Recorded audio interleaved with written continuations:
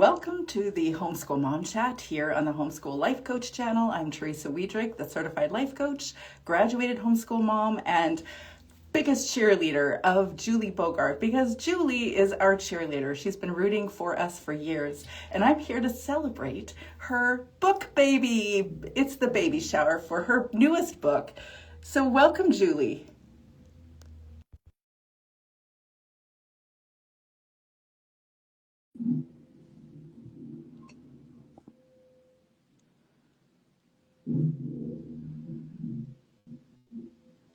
Hey, Hello. Hi. congratulations. How are you? Cue the confetti. I think your first Yes. baby was actually quadruplets, because your gracious space, that was a pretty hefty birth there. Oh, And then oh you my had gosh. The Brave Learner Yeah. and Raising Critical Thinkers. And Yeah. now I've got your book on PDF, but I am going to definitely share your last book, Help My Kid Hates Reading. So welcome. Help Yay! writing. Not Yeah, reading. well, They may hate that too, though. It could be all of the above. yeah, thank you. You It's have so been, good to see you, Teresa. Thank you you for too. having me. Congratulations. April 15th is your fourth baby. Yes, it Yes. is. And I'm very excited about being able to finally release it into the world. It was a long time coming, so yay. Yes, it was. And I remember that experience actually having the fourth baby. And it was a different kind of dedication because you knew what you were getting into at that point. Not Yeah. coincidentally, my fourth baby is actually born on the same day as your birthday. But Oh, wow. yeah, same Amazing. birthday. So tell me about the birth, the laboring of your Well, book. the thing that was interesting about this book is I've been working in the field of writing for 30 years, more than really. If we go back to when I first started my freelance career, that was the early 1990s. But, Yeah, especially in the education space for the last 25 or 30 years. And so it wasn't as daunting, right? Because all of the information was in me. But what I was more worried about is that it would be boring. I was like, if people interesting. have been around me and they've already read my work, will they even want to read, another book on it? So I really I think set this so. challenge to come up with new stories, to tell the same information that I care about in fresh ways. And then, of course, once you get into it, whole bunch of new stuff comes, right? You start researching, Absolutely. thinking differently, excavating sort of the history of Brave Writer. And so in the end, I'm very happy with it. It came out substantially more complete Mm. and different than how I thought it would. So that felt good. Well, when I first started blog writing, I knew nothing about keywords and like anything. Like for 15 years, I just wrote. But I have five blog posts that are essentially, or deconstructing what you're speaking to, because Yes. I loved your words. And so I know, I don't even know if everybody knows that you've got these gracious spaces, but I love the words in here. Like this is so Oh, encouraging and so thank real. you. Yeah, Yeah. I I love wrote that. those. Those were an interesting project because back when Facebook was sort of just starting with business pages, there was a lot of coaching advice out there that if you're going to have a business page, keep everything short, keep it really snappy. And I started writing these like blog length posts, 800 words. And I was writing just from the heart Yeah, about really the work you do, yeah, this life coaching, like from a coaching perspective. that's And right. they got shared, I mean, hundreds of thousands of times. And my mom at the time was still living, and she wrote these devotionals where you would read like a little anecdote. Her genre was for senior citizens, so it was like the Mhm. aging journey. Yeah, So she'd write a humorous kind of anecdote or an encouraging anecdote, followed by a quote and a prayer because yeah, these were religious. yes, And I saw that format and I said to her, Mom, what do you think? Do you think I could create a format like that for these? And she thought, yes. And so yes. we collaborated. She became my editor. I Oh, just took all of them, gave them to her. She edited them. And then we would find like a quote from a mom who commented on Facebook, plus a little what I called sustaining thought, something you could take through your day.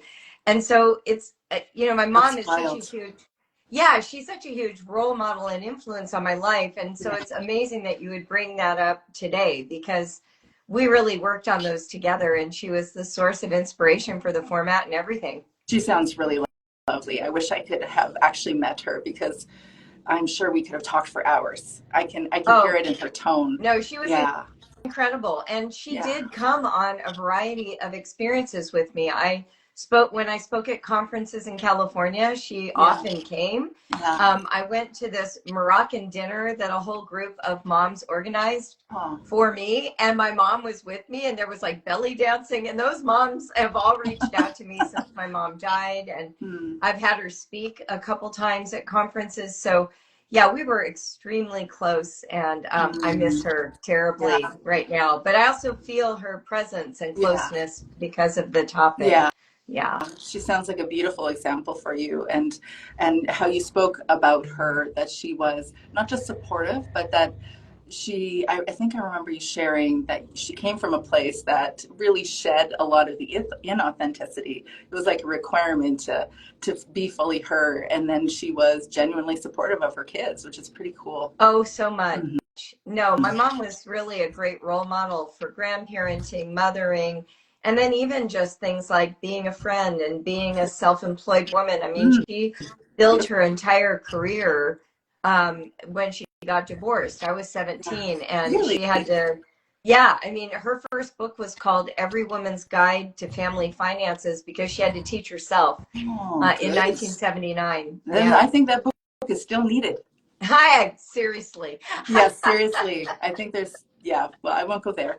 I really do think that that's a very valuable thing. I can share my own story on some of that as well. But I know for myself that the more you write, the more you can write, and the clearer your thoughts Yeah. become.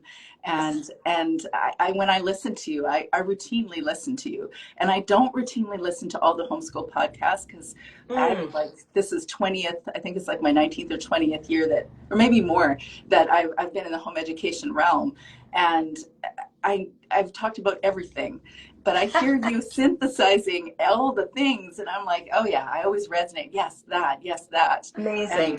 you've always Amazing. been that. You've always been the voice for the thing that we're all trying to figure out. What do we think about this thing? So I really appreciate that. Oh, So let's get to your actual book yeah. baby today. Book 4 of maybe, how many did your mom write? Oh, she wrote Oh, 70. I'll never get that far.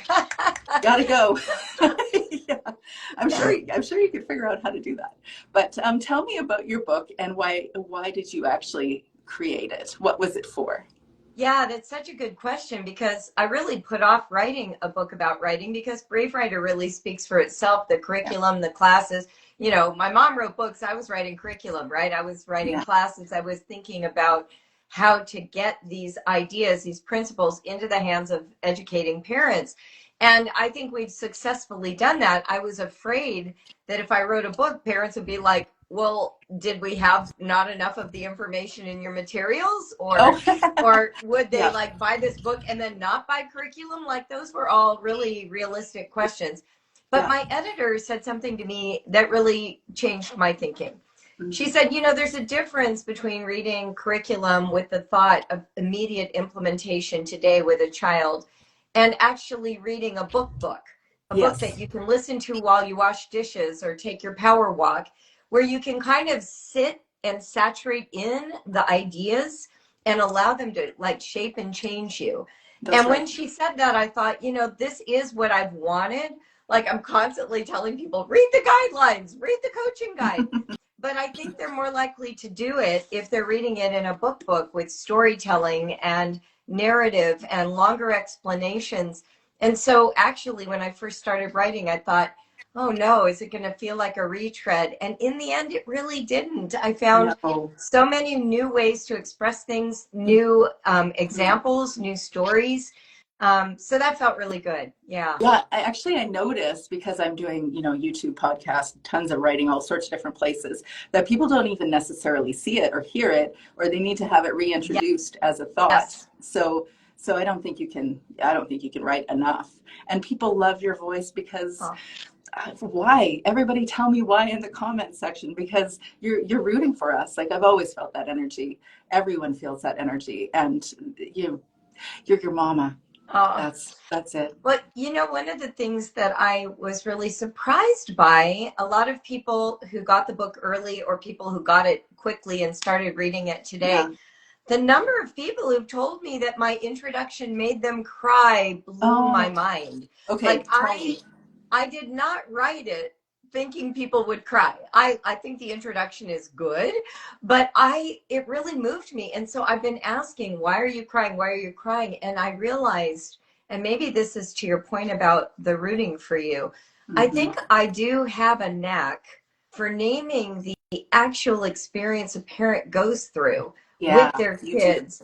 Yeah. And that anguish of wanting to do right by your child, both in terms of seeing them and loving them, but also giving them a good education, Yes. sometimes means we give short shrift to one or the other. We're either too loving and accommodating, and now we're worried about the education, Yeah. or we're too focused on the education and we mistreat the child.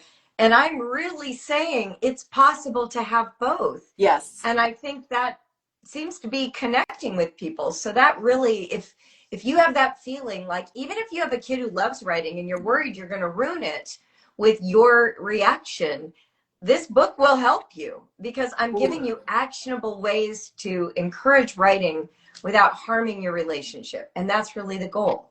So interesting. I'm, of course, in conversation. I've got two things in my head at the same time. I want to talk to you more about the how do you actually stay balanced as a mom? I really don't like that word balance because I don't actually think you can be balanced as a mom. But in both addressing the emotional connection needs with your child and providing the educational elements to stimulate their mind.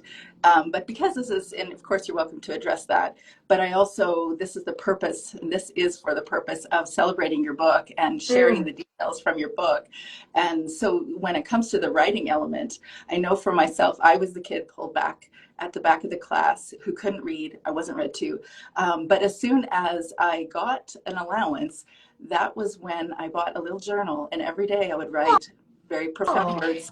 I wrote, I woke up, I made my bed, I brushed my teeth, and I went to the store with my mom. And it didn't feel like something that was worthy of writing, but wow. but that was my beginning. And then there was always these short stories and essays, and I never showed them to anybody. And then I remember grade 10, 11, and thinking, I don't like Macbeth, and I don't care why the witches are around the cauldron, and I don't want to write about it because it felt like there was one right way to do it, and it Oh, wasn't the yeah. way I was doing it. Right. Yeah. Yeah, I think part of the problem with the way writing is taught is it's almost seen as a thing out there. Like you're supposed to guess what's in the mind of the teacher. You're Yes. supposed to think thoughts that aren't your own. Yes. Like that's kind of the feeling when I work with students who haven't been trained or educated the way I think you should educate people for Yeah. writing. They look like they're hunting and pecking in the air for Yes. words. So like, What do you where want are to the hear? words? And Yeah. I'm always like, they're in here. We're going to That's go right. on a deep dive excavation of your interiors. I'm going to ask you questions that are going to draw out words you didn't even know were in there, but they're there. You just need Right. someone willing to like go on that archaeological dig with you. Unfortunately, with a lot of teachers, there's actual research that has been done to show this. Teachers have a syndrome they call the ideal text, where the moment they create an Yeah. assignment, the ideal version of it springs involuntarily to their mind. Mm. And when they are given a piece of writing and they know their job or task is to evaluate, not just to read, they are immediately comparing it to the ideal text. Mm. Instead of like taking the text that they're receiving and receiving it fully of its Mm-hmm. own accord, caring about what's there, being curious about what's there. And so Mm-hmm. what ends up happening is students are trying to guess what's the ideal text that's in my teacher's mind, Not, not what not is the thinking. text I have Mm-hmm. to offer. That's Yes, right. exactly. Yeah, because it ultimately I see, like now that I'm doing political campaign writing, I'm being very careful about my words, my word choices and vocabulary and all the things. And I don't when I'm in text with people because I do so much writing, but I'm very careful because one thing, it's how I'm communicating. People are actually receiving me in a Yes. certain way. So it really matters. And I definitely am new to it. But when it comes to every other form of writing, I've realized it's actually not about the structure or any of the things that you were taught in school. First and foremost, it's about what you really think and being able to put it on paper and build on it. And the more you write, the more you write. Well, exactly. And part of what you're saying is it also takes practice Yes. to kind of get comfortable with Yeah, that owning it. self-expression. And my writing hero, who unfortunately died recently, his memorial service was just this weekend, but he really, as a core belief, believed that this practice of free writing could solve any problem in the world, because free writing is actually about self-knowledge. Yes. And so many of us are operating from a default, like Yes. just an assumed perspective. But I know when I write, sometimes I don't even know what I'm thinking till my hand makes the move. That's right. I'll go back and reread what I'm writing, and I'm like, I wasn't thinking that thought. Where did that come from? There is something about trying to get language to externalize what's going on inside that actually creates this self-awareness and self-knowledge that is what education needs to be valuable. Yes, You cannot actually, have a valuable education if you don't own it, if you don't have the language to describe what you're learning. So writing has a lot of services. It does a lot of services for your overall education. It's not just a subject by itself. That's right. I'm 100% with you, because life, I think writing has transformed my life, and that's not an exaggeration.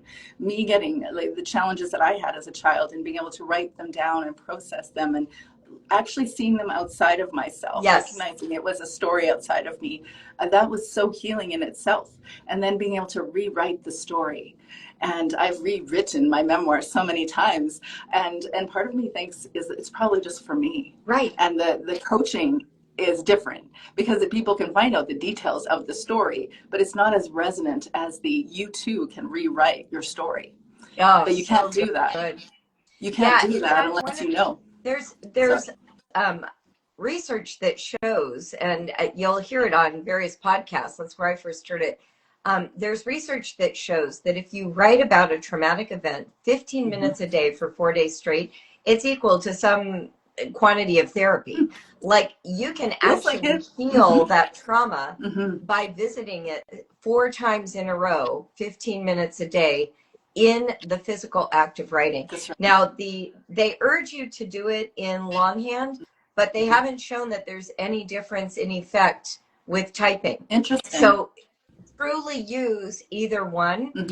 One of the reasons I like longhand is just because I grew up in the 1960s.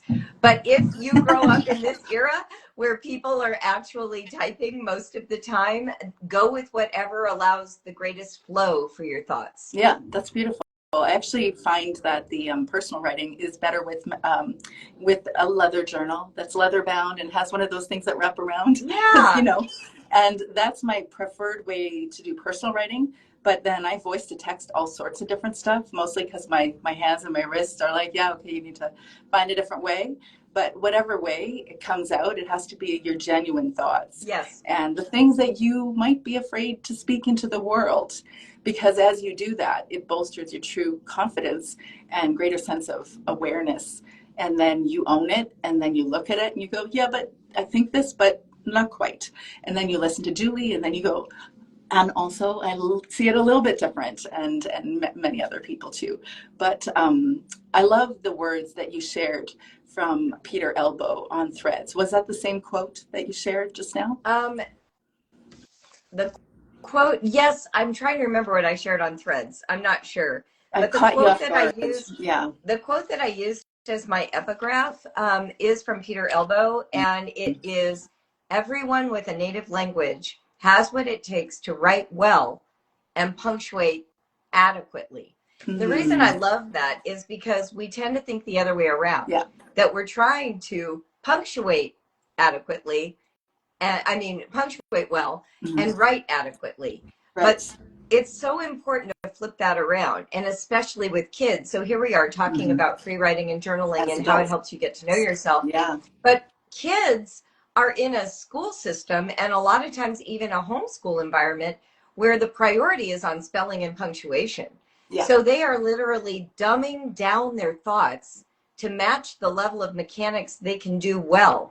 And as a result, they don't get that high. They don't get that insight. They don't get that sense of themselves being externalized. Instead, they are using language that will help them make their mechanics look perfect. And that's really kind of a key difference between the way Brave Writer approaches writing instruction And and everybody pretty much else. every other Yeah. program I've reviewed. Yeah, me too. You know?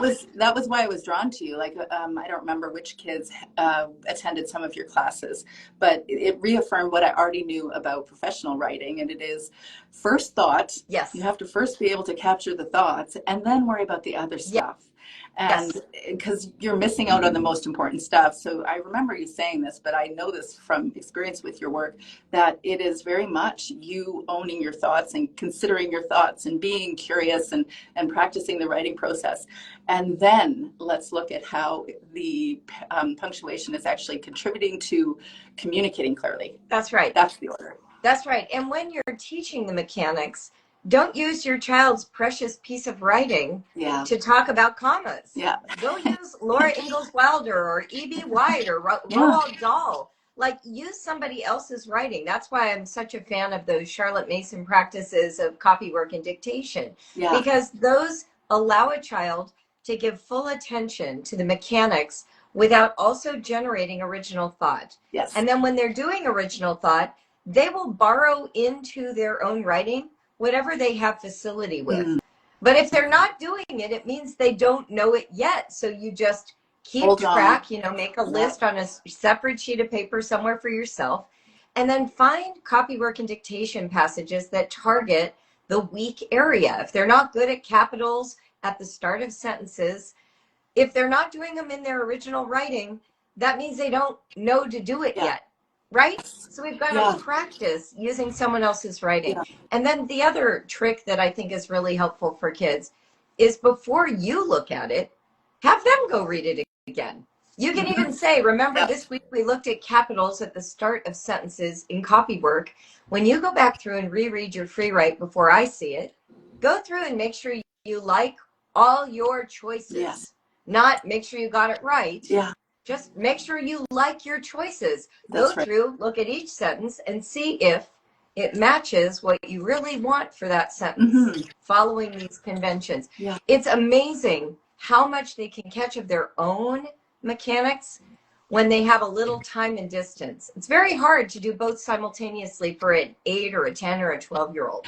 But if they I actually remember being so studious that before my grade 8, grade 9 years, I was like, okay, I guess I have to write that essay because it's due tomorrow, and I'll start it Sunday at 8 o'clock, because I was just like, I don't like this whole thing. Now I'm always looking and reviewing, and I'm writing so much that I definitely miss stuff, but I'm always looking back and saying, how can I improve that? How does that reflect me more truly? But for kids, I think the writing element, I was just thinking that when I was homeschooling in the early years, my intention was to perfectly do the classical homeschool with a sprinkling of Charlotte Mason, and on some days some unschooling, but mostly the classical homeschool. And so I was really quite religious about dictation and narration. And I mean, my kiddo, I think, who is no longer young, is probably on this live right now, and she said to me, and she was the studious one that actually went with what I enacted, and she said, it was too much, Mom. And so I think she just gave me a heart. So tell me, how much is enough, and is there one right way to do this brave writing? So there is no way to know what's enough, because we're dealing with unique human beings. It would be like putting an expectation on, how much talking should my child be doing? If you have a quiet, more introspective child, they may not be as verbal as somebody else, but we wouldn't measure that by grade level. Yes. We would look at it by individual child. So what I like to say is, I like kids to engage with writing every day, but not necessarily produce writing every day.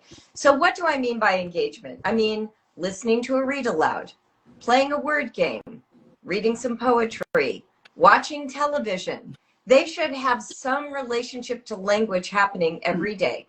And then maybe work on copywork or dictation a couple times a week. Maybe dedicate Friday each week to free writing, and start with just a minute and slowly build up over time.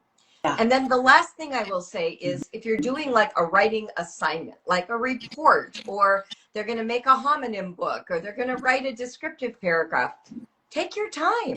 Spend a week researching, looking into the topic, talking about it a lot, watching movies, play action figures, acting it out. Yeah. Then the next week, do some free writes, but do them about aspects. Like one free write about, let's say you're doing World War II tanks. Mm-hmm. So one aspect is going to be about what they're made of. Yeah. And then another free write is going to be about which tanks from what countries. And then another one's going to be what are famous tank battles. Yeah. You don't do it all at once, and you don't get a one draft. You get chunks of writing. And then which the is third chunks week, of thinking. Mm-hmm. yes, the third week you're going to take those pieces of writing and stitch them together like a patchwork quilt. You'll add some transitions. You'll play with what order they should go in. You'll ask questions about what's missing and free write those.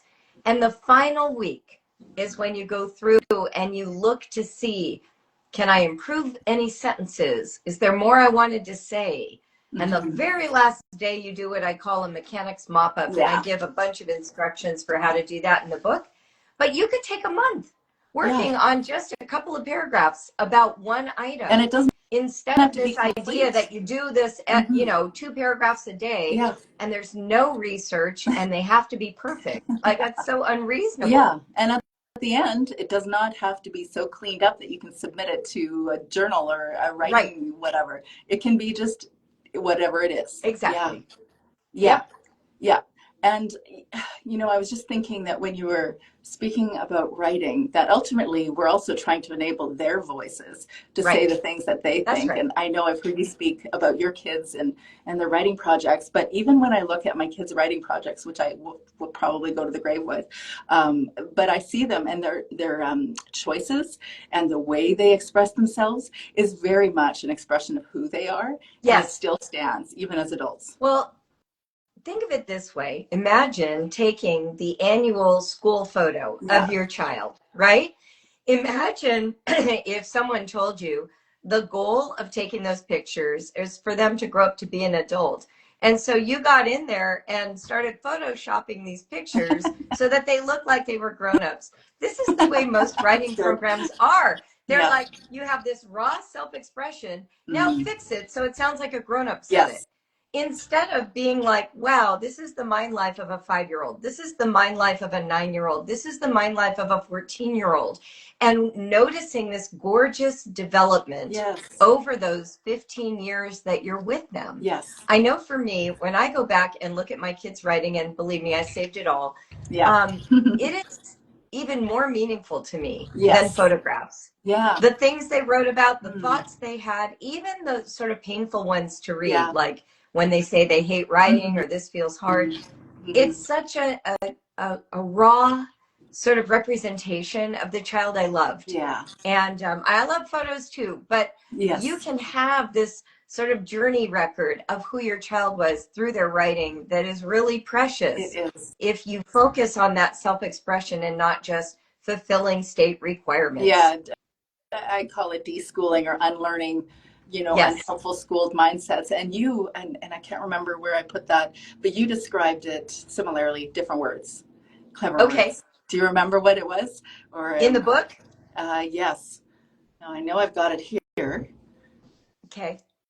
Well, it's like shifting from school at home writing to authentic expression, but there was a really, really interesting way that you put that. Okay. You always do. That's, I would like to, I appreciate that. I think at the core of my philosophy is that we need to shift the criteria for how we evaluate writing.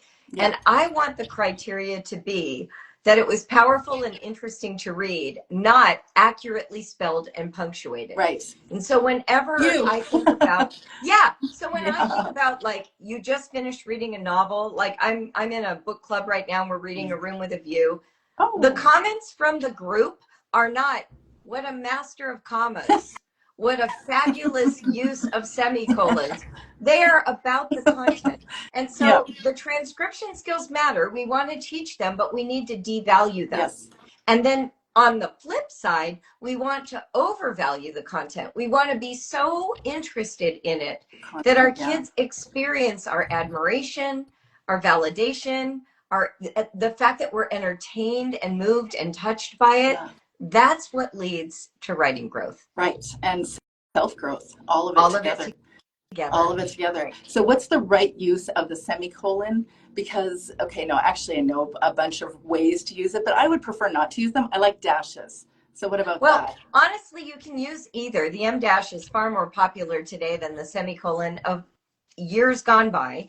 But basically, a semicolon joins what would be two complete sentences, but they're related, and you don't really like the official pause. You're like trying to Yes. show a relationship. Yes.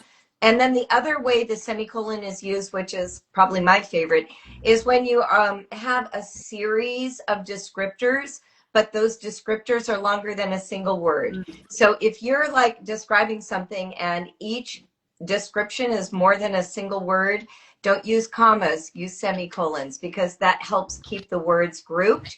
And sometimes you're having to use a comma in that grouping. So the semicolon helps separate those items. You know, Anyway, one of my very favorite books is actually Eat Shoots Leaves. yes, It's Eat Shoots and hilarious. Leaves, so Yeah. fabulous. And the other one is Woe Is I, and we read those aloud when my kids were young.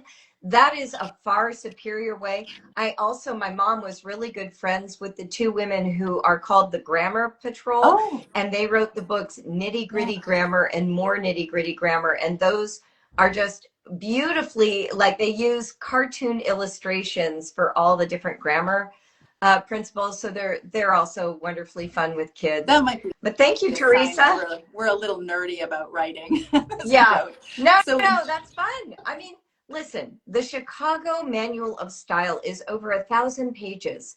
It's absurd that we think children of 9 are going to be good at punctuation. okay, so I They can, kept mine yes, from college, and because I'm like, well, I'm a writer, so I should have this. And you know how many times I've consulted that?